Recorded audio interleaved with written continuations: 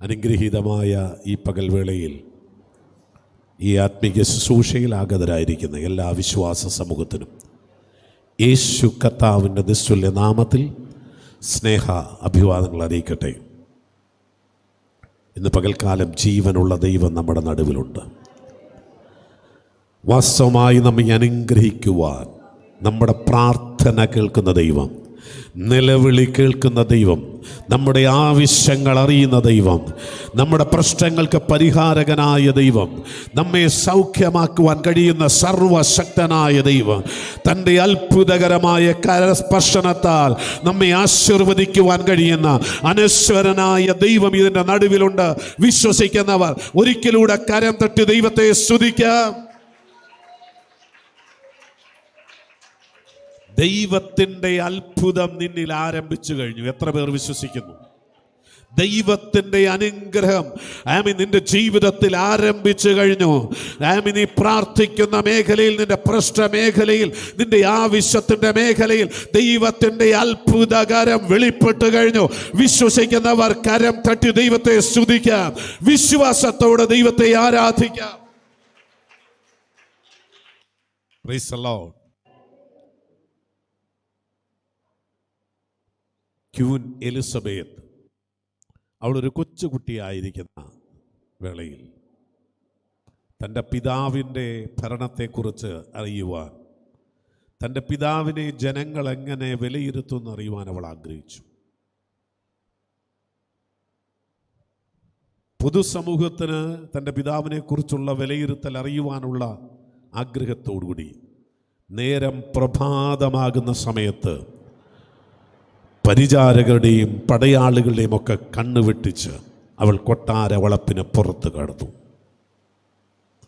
അടുത്ത് കണ്ടതായിട്ടുള്ള ഒരു വീട്ടിൻ്റെ അകത്തേക്ക്, അതിൻ്റെ ഭൂമുഖത്തേക്ക് അവൾ പ്രവേശിച്ചു. ആ ഭവനത്തിൻ്റെ വാതായനങ്ങൾ അവളിങ്ങനെ കുട്ടി വിളിച്ചു.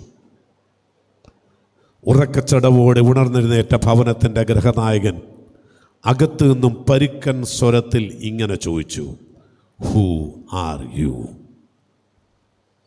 നീ ആരാണ്?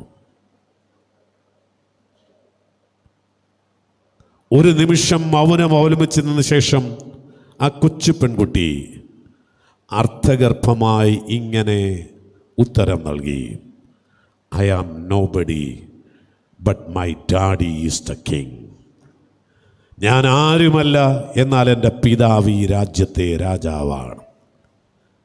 ദൈവസനിൽ പ്രാർത്ഥനാനിരതരായി കടന്നു വന്നിരിക്കുന്ന വിശ്വാസ സമൂഹമേ, ദൈവസനിലായിരിക്കുമ്പോൾ നമ്മുടെ ആളത്വം, നമ്മുടെ സ്വത്വം എന്താണ് ചോദിച്ചാൽ, നമ്മൾ ആരാധിക്കുന്ന ദൈവം അവൻ നമ്മുടെ പിതാവാണ്.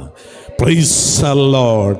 ഹല്ലേലൂയ. അതുകൊണ്ടാണ് നമ്മൾ പ്രാർത്ഥനയിൽ ഇങ്ങനെ പ്രാർത്ഥിക്കുന്നത്, ആമേൻ. നാഥനാണ്, കാരണം ദൈവം എൻ്റെ പിതാവാണ്.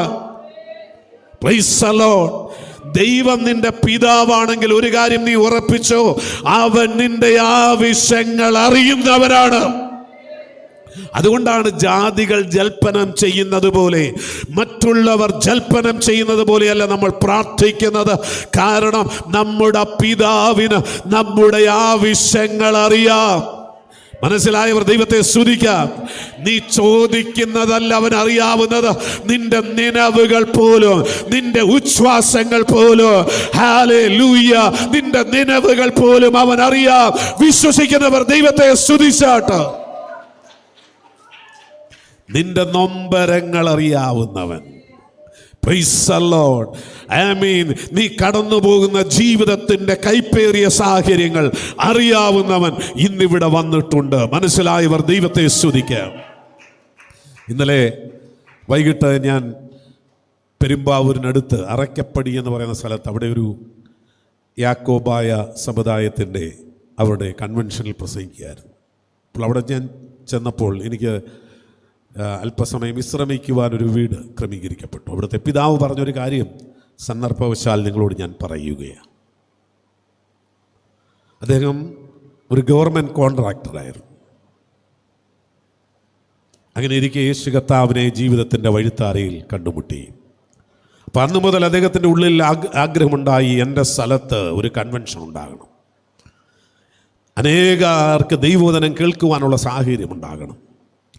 അപ്പോൾ ചില വർഷങ്ങൾ അദ്ദേഹം സ്വന്തമായ നിലയിൽ അത് നടത്തി. അതിനുശേഷം തൻ്റെ ഇടവക്കാരോട് ആ കാര്യം പങ്കുവെച്ചു. അവർ അത് ഏറ്റെടുക്കുവാൻ തയ്യാറായി. അപ്പം അദ്ദേഹം പറഞ്ഞു, എത്ര പണം ഇതിനു വേണ്ടി ചിലവാകുന്നുവോ അപ്പം പോരാതെ വരുന്ന പണമൊക്കെ ഞാൻ നൽകിക്കോളാം. അങ്ങനെ ദൈവരാജ്യത്തിൻ്റെ വേലയിൽ അദ്ദേഹം പങ്കാളിയായി. ചില വർഷങ്ങൾ പിന്നിട്ട് കഴിഞ്ഞപ്പോൾ അദ്ദേഹം തൻ്റെ ബിസിനസ്സൊക്കെ അവസാനിപ്പിച്ചു. അദ്ദേഹം ദൈവരാജ്യത്തിൻ്റെ വേലയ്ക്കായിട്ട് ഇറങ്ങി.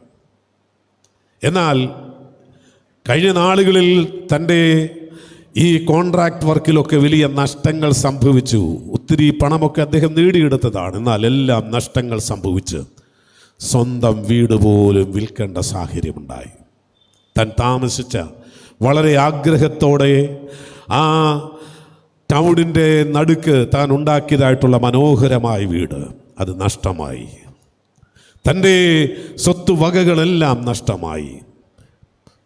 പ്രിയമുള്ളവരെ, അദ്ദേഹം പറഞ്ഞത് ഇങ്ങനെയാ, എന്നാൽ എൻ്റെ ദൈവം ആർക്കും കടക്കാരനല്ല.